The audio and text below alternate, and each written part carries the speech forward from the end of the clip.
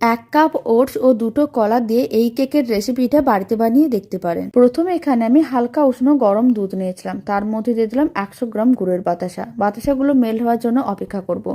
এখানে আমি 1 cup oats নিয়েছিলাম, হাফ কাপ সুজি দিয়ে খুব ভালো করে গুঁড়ো করে নিলাম। আর এদিকে বাতাসাগুলো মেল্ট হয়ে গেছে, মিশ্রণটা দিয়ে দিতে হবে, মানে গুঁড়ো করে রাখা মিশ্রণটা দিয়ে দিলাম। আর খুব ভালো করে মিশিয়ে নিতে হবে। বেকিং পাউডার, বেকিং সোডা দিয়ে দিয়েছি, আর দিয়ে দিলাম একটা ডিম। সমস্ত কিছু খুব ভালো করে মিশিয়ে নিতে হবে। মিশ্রণটা রেডি হয়ে গেছে। এখন 2টো কলাকে এইভাবে স্লাইস করে কেটে খুব ভালো করে মিশিয়ে নিতে হবে। মিশ্রণটা রেডি হয়ে গেছে, কেক টিনের মধ্যে দিয়ে ভালো করে ট্যাপ করে নিলাম। কড়াইটাকে গরম করে রেখেছিলাম, কেকের পাত্রটা দিয়ে দিতে হবে, আর এইভাবে 40 মিনিটের মতন লো ফ্লেমে রান্না করে নিতে হবে। তাহলেই রেডি হয়ে যাবে দারুণ স্বাদের এই কেক। বাড়িতে বানিয়ে দেখতে পারেন, খেতেও বেশ ভালো হয়। আর কেকের রেসিপিটা ভালো লাগলে চ্যানেলটি সাবস্ক্রাইব করে নেওয়ার অনুরোধ রইল। আপনারা দেখুন কেকটা কতটা নরম তুলতুলে আর স্পঞ্জি হয়ে।